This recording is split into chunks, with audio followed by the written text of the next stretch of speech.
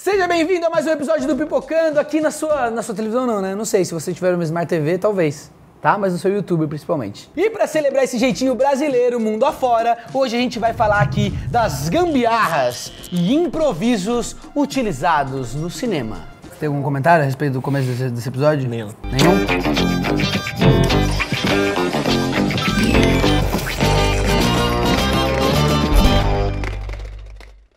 Pra começar, a gente tem a claquete, a gambiarra mais famosa do audiovisual, não, mais famosa que a claquete anterior é a claquete analógica, que é usada basicamente em todas as produções. O objeto não tem uma data exata de criação, mas surgiu entre os anos 20 e 30, graças ao diretor e produtor Francis William Tring.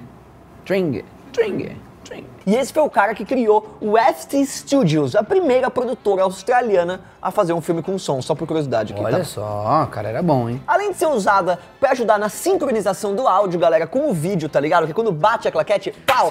Depois você vai lá ver onde fica a marca do áudio, junto com onde o vídeo encosta, o frame que encosta exatamente a claquete, né? Ela também identifica os takes gravados, salvando a galera da pós-produção. Ou seja, na edição, você olha antes de começar um take, tem lá escrito take 1, 2, aí quando você tá correndo a fita, ela apagou uma claquete lá, te ajuda a achar o ponto, entendeu? E às vezes tem uma tiazinha no set que fala, eu adorei o take 49, aí você vai lá, já vai olhar o 49, entendeu?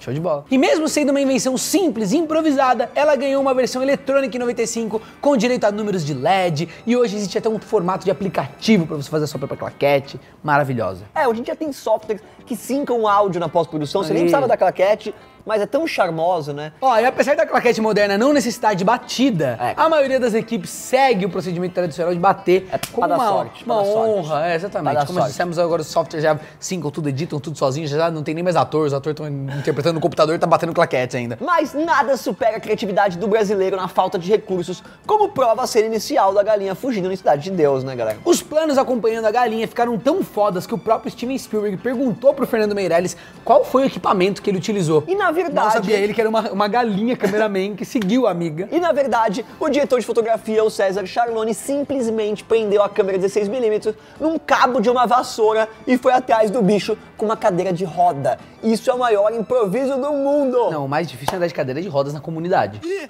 a galinha fugiu! Ô, rapaz, você aí, meu irmão, pega a galinha, segura a galinha aí, rapaz!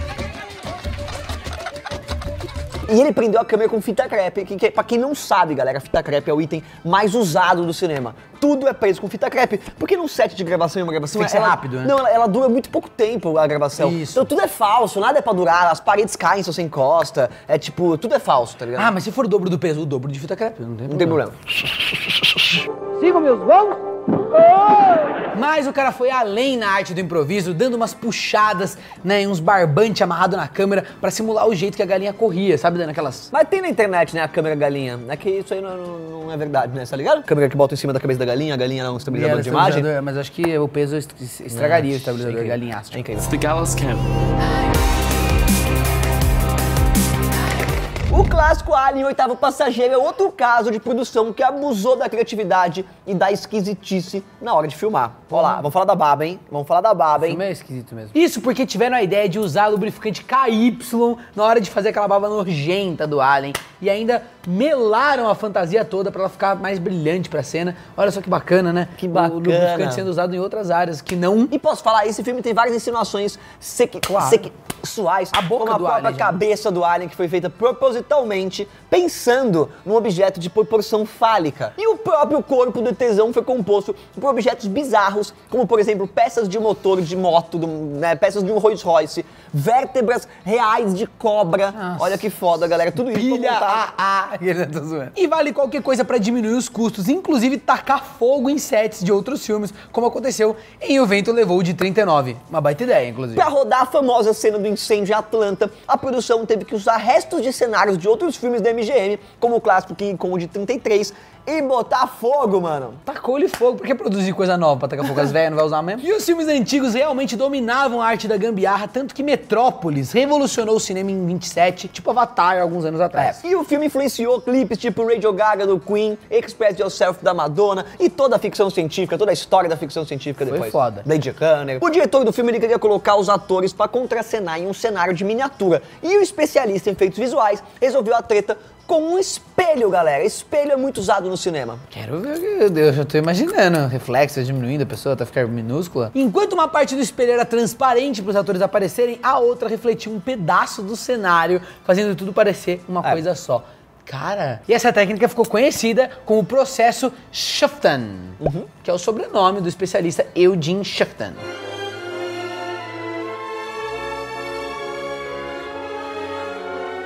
A invenção ganhou respeito e foi usado 2 anos depois no filme Chantagem e Confissão, do Hitchcock, e até em produções mais recentes, como O Senhor dos Anéis. É, porque no Senhor dos Anéis tem muita coisa de perspectiva também, pra deixar os hobbits hobbitescos, né, as casas gigantes, eles minúsculos, pés imensos. E falando no titio Hitchcock, ele também foi um dos responsáveis por popularizar outro efeito imortalizado no cinema. Em 58, enquanto fazia Um Corpo que Cai, o Hitchcock queria transmitir de forma visual o medo de altura do protagonista. Como na época não tinha computação gráfica, o negócio precisava ser feito na raça. E foi aí que o operador de câmera da Paramount apresentou a ideia que seria eternizada.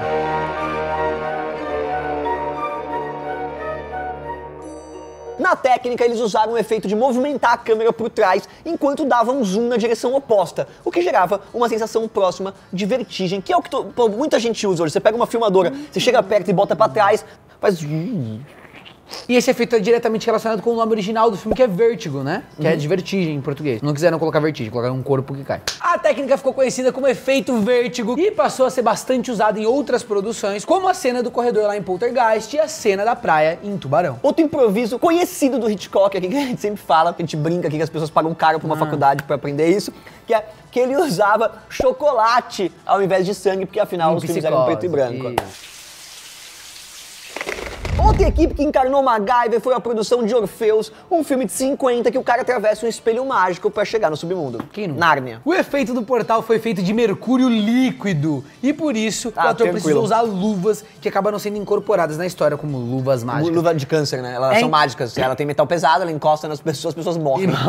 É interessante pensar que essa estética do mercúrio líquido, talvez, por ter sido tão eternizada nesse filme, tenha influenciado outros portais por aí que também tem essa estética, né? De viscosos, portais viscosos, olha só né? como funciona a mente humana aqui. E pra quem reclamava que tudo na trilogia nova de Star Wars é computação gráfica, fica aqui o improviso inusitado do primeiro filme Ameaça Fantasma. As cachoeiras ao redor da capital, Naboo, não foram feitas com CG e nem mesmo com água de verdade, mas sim usando sal.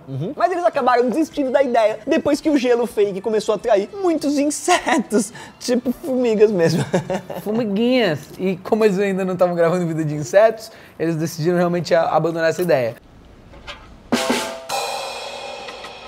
E quando você precisa de nuvens carregadas ou tempestades, a solução é muito simples, né? Jogue leite ou tinta branca em um tanque cheio d'água. O resultado fica tão bonito que a técnica foi usada em filmes clássicos como Star Trek 4, Os Caça-Fantasmas, até mesmo Indiana Jones. Eles fazem gambiarra no cinema desde sempre, quantidade de leite e depois das vacas participando aí muito. Se dá pra fazer tempestade em aquário, também é possível filmar à noite no meio do dia, né? A famigerada noite americana. Mas não é nem tanto improviso, né? Técnica, não é? É técnica, mas é que assim, é um pouco de improviso, por exemplo, assim, às vezes usam noite americana porque não tem tempo de cronograma pra ficar esperando as gravações. Mas é porque antigamente você usava o negativo, o outro negativo, né? Tem o daylight. Ao contrário, exatamente. Apesar disso, a gravação precisa ser feita em momentos de pouco sol, alterando o balanço de branco para um tom mais azulado, deixando a câmera subexposta. E esse resultado pode ser visto até hoje em filmes conhecidos como Batman, o Cavaleiro das Trevas e Mad Max, Estrada da Fúria, que a estética da noite americana, ela é uma estética marcante, assim, quando você faz hoje em dia, fica uma coisa diferente, um contraste. Dá vontade de comprar, louco, exatamente. Dá vontade de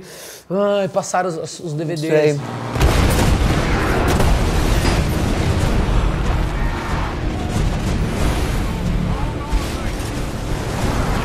Mas além de fazer uma noite fake, também é possível dar o famoso jeitinho na neve. Como prova, a empresa Snow Business, com a sua mistura de água e papel moído, faz qualquer lugar parecer uma estação de esqui. Inclusive, a gente tem os equipamentos aqui, pode nevar agora. Por favor, ó que frio. Fantástico. Essa opção é ideal para as produções que precisam de muitos takes envolvendo neve, já que o material não derrete e pode ser usado por vários dias seguidos, né? Ao contrário da neve que derrete. Até mesmo o vidro ganhou uma fórmula mágica lá em Hollywood, que ele é feito com açúcar, né? Que vira um cristal caramelizado caramelizado, ou seja, um vidro gostoso que você gosta de comer. Usa xarope de milho, água. A gente tem um tutorial disso aqui que foi feito numa série antiga aqui do canal do Pipocando, que era com o Fábio, né, do Cinema de Guerrilha. Ele ensinou a fazer esse vidro. E isso é usado principalmente em cenas de filme de ação, com pessoas atravessando janelas, o que salva a vida dos dublês, né, e às vezes dos atores também. Afinal de contas, vidro corta e mata. O açúcar também é uma das opções para substituição de drogas, mas a gente já fez aqui um vídeo especial explicando como as pessoas fazem para usar as drogas no cinema. Eles simplesmente usam. Mas o jeitinho brasileiro também está presente na parte do áudio, como o uso de melancias em efeitos sonoros, de cabeças estourando, de ossos partindo e de socos bem dados na cara. É a famosa edição de áudio, né? Que é criar sons. Aí tem muita gambiarra. E nossa, a quantidade de gambiarra é maluca. Na verdade, vários tipos de alimento funcionam como alternativas, já que muitos sons gravados diretamente nas cenas, eles ficam menos reais. Você precisa fazer isso depois, galera. O conhecido Foley, que é usado em muitas produções. Muito legal. E inclusive eu vi um documentário sobre Tá Chovendo Hambúrguer, achei muito interessante, que o hambúrguer caindo no céu e batendo no chão lá da praia, na cena que chove hambúrguer pela primeira vez, se você eles jogam um hambúrguer primeiro, o estúdio que fez isso, e, mano, não faz som de vai. Aí eles pegam um esfregão, molham num sabão bem denso, e jogam, tipo, num chão bem liso. Faz, tipo... Aí dá aquela suculência do hambúrguer, entendeu? E apesar dessa técnica ter aparecido pela primeira vez no filme O Cantor de Jazz de 27, a técnica já era usada em histórias contadas pelo rádio. Na verdade, se fazia som de coisa no rádio. Mas não é apenas de comida que vive a criatividade de um sonoplasta, como prova o urro do Balrog no primeiro Senhor dos Anéis. Eu sou Jesus! Eu dou ordem no mundo! A ideia era criar um barulho que realmente parecesse vir de um demônio das profundezas, e o demônio estava muito ocupado, demonizando, né? E aí eles resolveram como? Com um bloco de concreto sendo arrastado num piso de madeira. E já aquele grito sinistro dos espectros... Tipo assim, foi feito com um designer de som esfregando 2 copos descartáveis. Grita muito.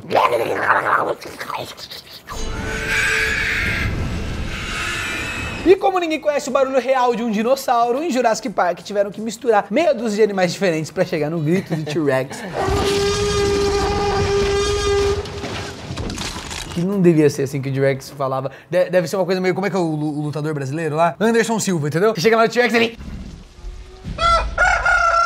A respiração do monstrengo ficou por conta de uma baleia, enquanto os rugidos ficaram com leões, jacarés, tigres, elefantes, misturava tudo, batia com vodka e dava pro dinossauro beber. E o filme ainda tem a clássica cena do copinho de água que vibra daquele jeito graças ao som de uma guitarra sendo tocada. Olha que interessante. E aí eles mutam a guitarra, galera. Aí podia dar uns soquinhos também. E pra finalizar o vídeo vale o improviso que veio diretamente da indústria dos videoclipes, com a música Dance Tonight do Paul McCartney. Isso porque o cineasta Michel Gondry usou o truque baseado naquele de Metrópolis, tá ligado? Que a gente falou, colocando um vidro na frente da lente pra fazer o reflexo dos atores parecerem fantasmas. Uma coisa normal, você filmar aqui o reflexo vai ficar muito louco. Vai ficar muito bizarro. Espero que você tenha gostado dessas dicas e desse Pipocando mais técnico de hoje. Todo mundo pode ser um cineasta, galera. Basta ter um pouco de papel higiênico e criatividade. E fita crepe. Tchau. Tia, solta o controle, pega a fita crepe e vem pro YouTube. Babei.